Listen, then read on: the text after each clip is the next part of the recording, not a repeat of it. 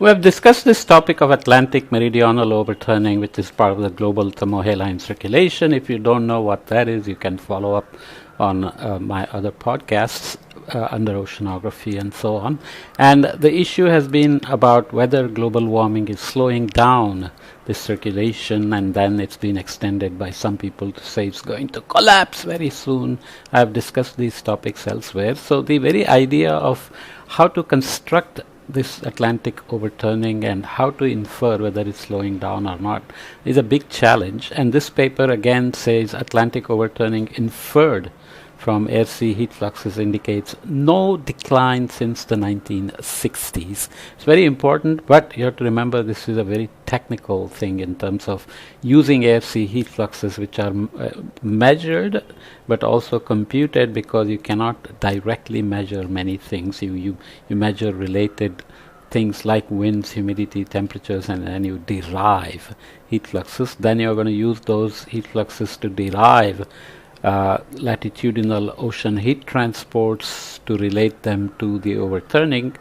Why do we then want to go through this? Well, we will actually skip a lot of the technical details to again focus on the point that there is a huge debate going on about whether the Atlantic overturning is slowing down or not, whether that is related to increased greenhouse gases and human activities and so on and so forth. And it has a lot of consequences if it is indeed slowing down, because we want to know how much further can it slow down in the coming decades and a century or two, and then what it means for weather and climate everywhere. So it's an important topic, so we will kind of try to touch it at a level which brings out the most salient points that are relevant for even the non-experts. But if you're an expert and you want to understand more, you obviously want to go to the paper and read it. It just came out recently.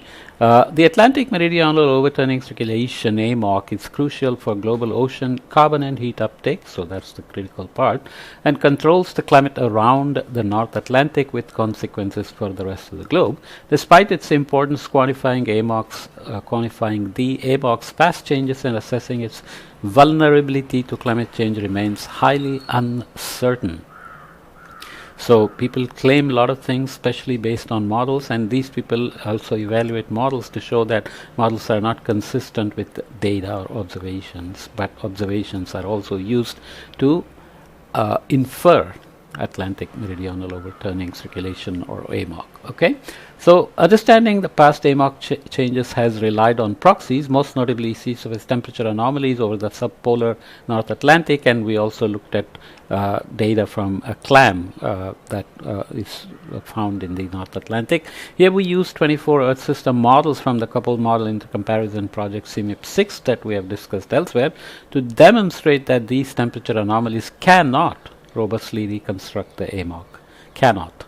Instead, we find that air-sea flux anomalies north of any given latitude in the North Atlantic between 26.5 degree north and 50 north are tightly linked to the AMOC anomaly at that latitude on decadal and centennial timescales. So you have these latitude lines, the overturning is going north and coming south at the deeper depths, so you want to understand the net heat flux across these. Obviously that has to be related, because for balance at some time scale, whatever is coming in has to be diverged or stored, right? So you can infer the AMOC that way. Instead, we find that they are mostly decadal and centennial timescale variabilities. On these timescales, air-sea flux anomalies are strongly linked to AMOC-driven northward heat flux anomalies through the conservation of energy. On annual timescales, however, air-sea flux anomalies, heat flux anomalies, are mostly altered by atmospheric variability and less by AMOC anomalies. On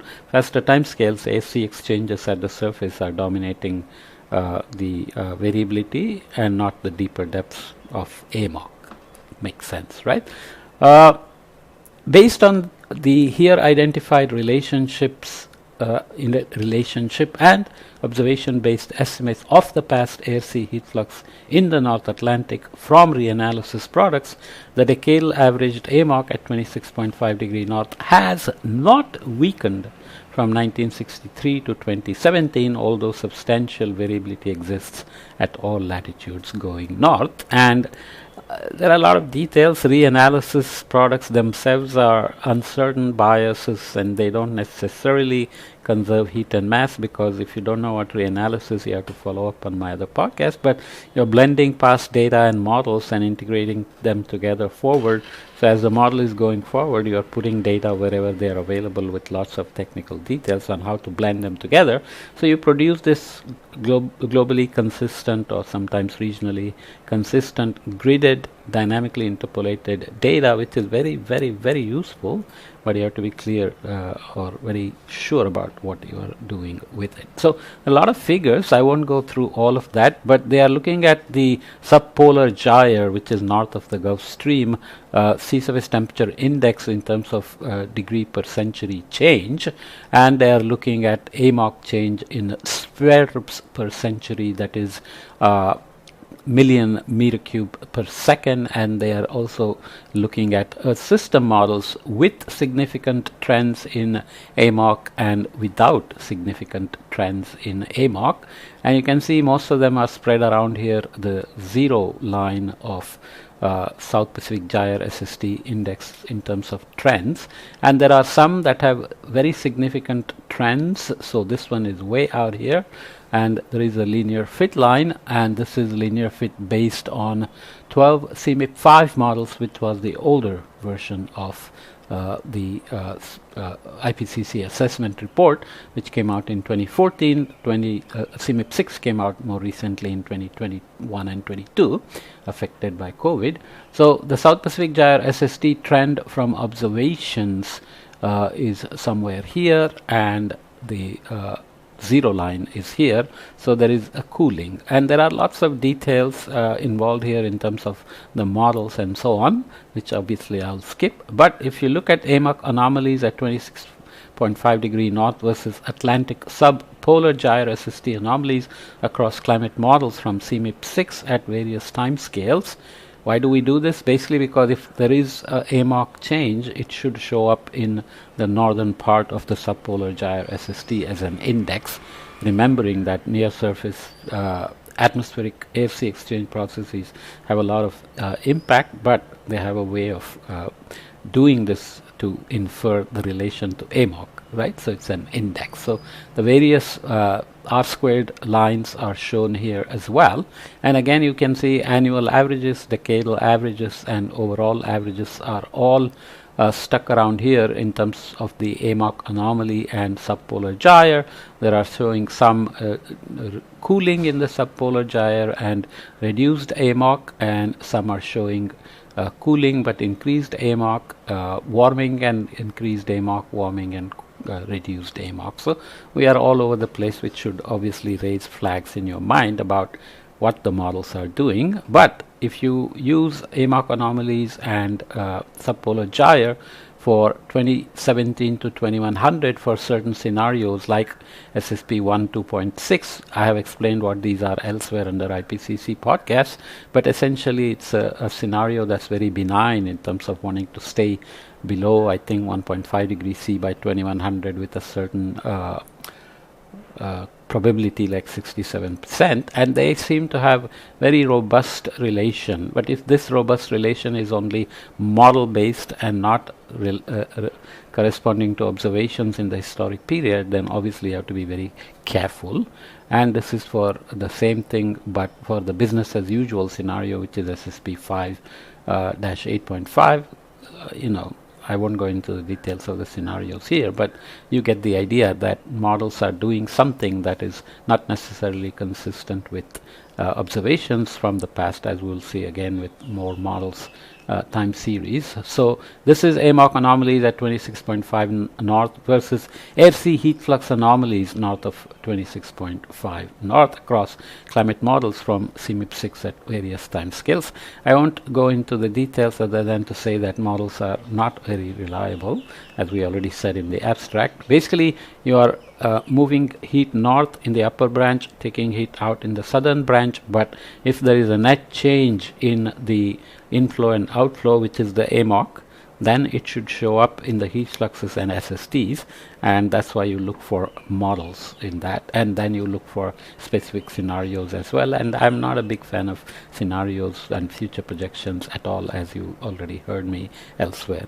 What is the schematic representation of the North Atlantic heat budget then? So you have 26.5 degree north here, which is a critical latitude for, because there are also some measurements somewhere around here, and this is kind of where you have the subtropical gyre beginning to transition into the exit of the Gulf Stream and the subpolar gyre and the AMOC related processes, let's say. So you have a northward branch north of the Gulf Stream, which separates somewhere out here at 38 north or so, and then you have the subpolar gyre here, which is not one continuous gyre like here because of the complexities, but here is the North Atlantic deep water formation in the Greenland, Iceland, Norwegian Sea and the Labrador Sea, and there is a lot of communication with the Arctic. We have in another podcast discussed how Arctic freshening may be affecting the meridional overturning circulation, because you have to always remember that the anthropogenic impacts can affect this part coming north or this part going north, right? So it's not necessary that everything is happening here or here, but we don't have enough observations to conclude all these sorts of things, so we keep struggling with this idea of what's happening in terms of the heat loss to the atmosphere and the heat content change, which must relate to the overall Atlantic meridional heat overturning circulation. Okay, so heat transport into the region from the south in red can be compensated by heat transport out of the region here to the north in green arrows, or heat loss to the atmosphere in terms of these blue arrows here, or change in the ocean heat content itself, because ocean can store the energy as we keep building over these multiple decades. Doesn't necessarily have to move it out, even if it's coming from north. So it can come in, can move out north, can get lost to the atmosphere, or can get stored over there. That's the trick, right? So here is the historical decadal variability of North Atlantic heat budget north of 26.5 north from 1850 to 2020. So this is the multi-model mean. So you take all the models and you look at heat content change. So here is positive number, and then you look at air-sea heat flux anomaly, which is up and down, and then has just taken off here in the positive direction in terms of 10 to the 21 joules per year. That's a massive number, but this is what happens when you have high heat capacity medium like water several kilometers deep, holding small changes in temperature can build up lots of heat content, right? This is why it's critical. Northward heat flux anomalies here in green, which is actually negative, and heat flux to the Arctic Ocean is here in the gray, which is also negative. So you can see heat flux seems to dominate this heat content change here. And are the models doing this well? Well, you can see for yourself that they have some errors, and multi-model ensemble is here, but you can look at individual models, and there is some idea that multi-model averaging actually reduces the errors and so on. So that's the idea. Time series are smoothed with 11-year running mean of the North Atlantic Ocean heat content change north of 26 degree north, the anomaly of heat flux and so on. So I won't go into the detail, but there are ways in which they choose models, and not all model qualifies based on certain criteria of how well they have to do, how the bottom of the threshold is decided, so that everything above that is chosen as a model that is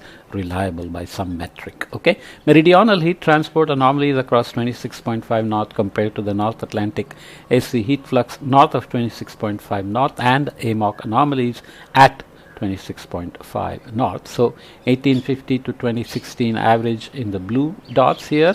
Decadal averages fall along similar lines, and annual averages are affected much more by the AC interaction, so it differs. So slower frequencies are better for meridional heat transport anomalies and North Atlantic heat flux anomalies.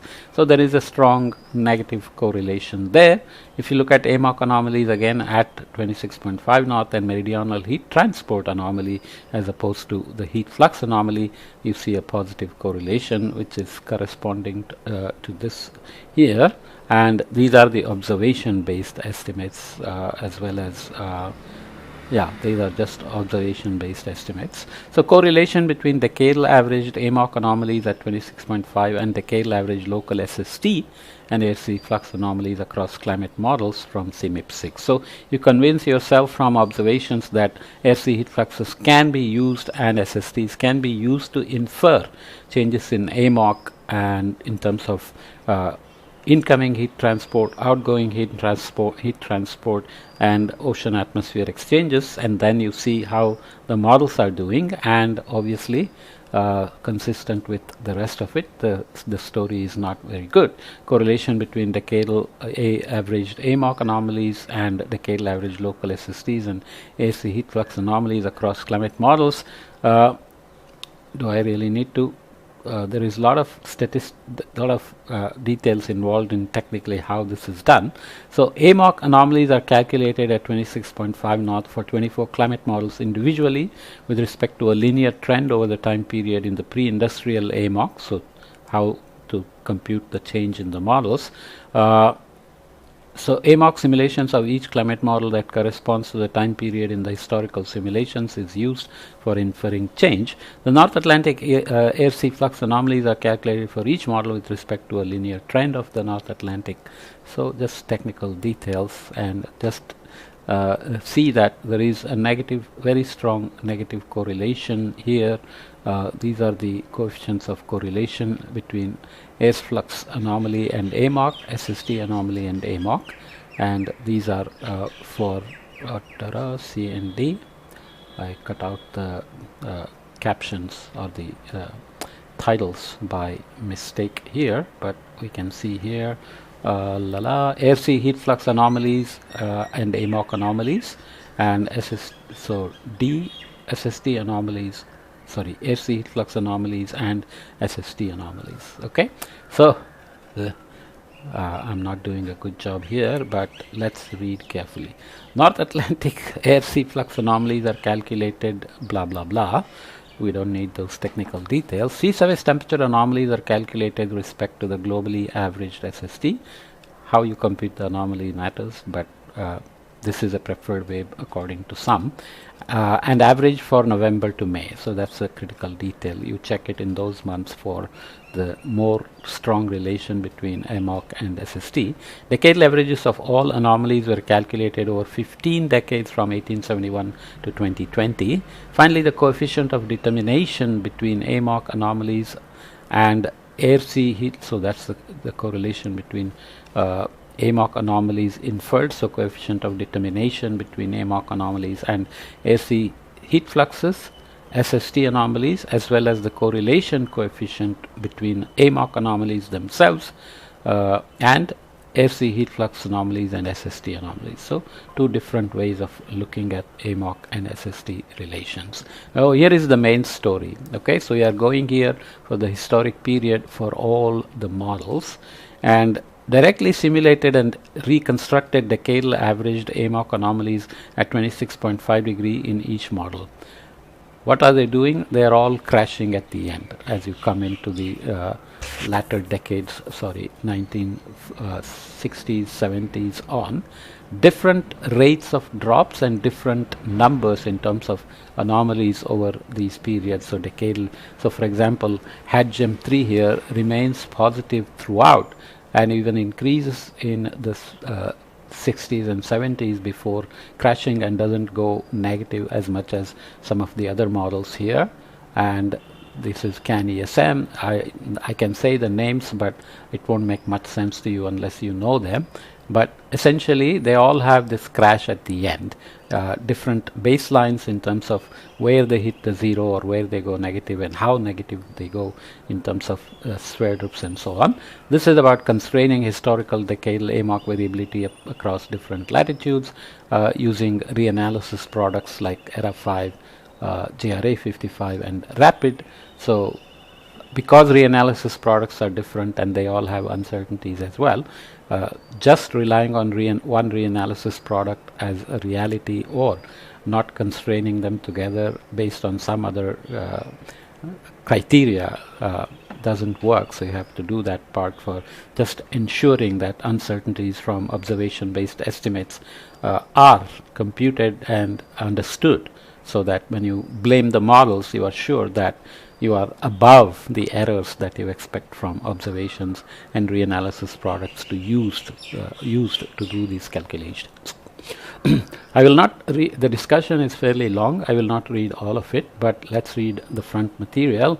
While reconstructions based on ARC heat flux anomalies have been shown here to be more robust than previous reconstructions based on the subpolar gyre SST anomalies, they also come with limitations and caveats. The most important limitations are the limitations of the climate models in the CMIP6 ensemble, the limitations of observation-based estimates, and consequently the limitations of emergent constraint approach that exploits the link between ARC heat flux and AMOC anomalies in climate models with the observation-based estimates of ARC heat flux anomalies. Technical. So you have observations of AC heat flux anomalies. You use observations and reanalysis to infer a relation between heat flux anomalies and AMOC anomalies, and then you assume that the same can be used in models. So you are making a transition there into saying models are approximately doing the same processes, and then you try to estimate observational uncertainties and also model uncertainties, but mostly looking at model errors in terms of uncertainties in AMOC slowdown and so on. Okay, so a lot of discussion on the uncertainties. Let's just jump ahead and read the last paragraph because that's the most salient point I want to carry. Overall, our study shows that the North Atlantic ARC heat flux anomaly tracks AMOC variability on decadal and longer time scales and is more robust than the previously proposed SST-based AMOC proxy. So ARC fluxes give you more information than just SST, because SST is also heavily affected by ARC fluxes. So using ARC fluxes in addition to SPG SST gives you a better constrained relation with AMOC, which is your main goal. Over the next decades, ARC heat flux anomaly observations will thus provide a complementary way to observe AMOC changes in addition to existing direct observations at mooring arrays. If you tie moorings from the North American coast to European coast, you can get a good estimate of the AMOC directly, but you can also observe heat fluxes and then use them complementarily, because neither one is complete in terms of AMOC. The ARC heat flux derived AMOC estimates are best suited to reconstruct AMOC variability in the subtropical North Atlantic, but also closely track the northward meridional heat transport in the subtropical and subpolar North Atlantic up to 50 knots, so 26.5 knots to 50 knots. The varying AMOC reconstructions at different latitudes also show that the AMOC is not a simple conveyor belt that is going north and south, but strongly heterogeneous across latitudes. Susan, she's at Georgia Tech now. She has already argued that there are a lot of eddies, so it's not just a pipeline of direct flow. Moreover, the new reconstructions of the AMOC strength over the last 60 years suggest that AMOC is more stable than previously thought, and that an AMOC decline has not occurred yet. So Susan Lozier, that's the name I was trying to think of, who has done a lot of this work before she started becoming a dean and so on. So what is the conclusion? AMOC decline has not occurred yet. So, okay, this is the big debate between modelers and the talking heads who like to give out a lot of bad make claims that are a bit on the extreme, saying AMOC is slowing down and it's going to collapse and so on and so forth. So we have to constantly come back to observations to see what the observations are saying, and for the historical period, if models are doing the right thing, and then look into the future and say, are the models reliable? So many pieces of evidence now seem to suggest that AMOC slowdown is really not emerged as a forced signal or a anthropogenically related signal yet. Okay, so this story will continue, I'm sure, as more papers will come. But it's okay that models are not perfect. Models are amazing. Given the energy from the sun, they do everything, but everything is not perfect. So we have to use them carefully. And as a statistician, Goldstein maybe said, all models are wrong, but some are useful. So we have to figure out which models are useful among all these suite of models we keep using. Okay, so let's leave it here. It's exactly 25 minutes, so see you.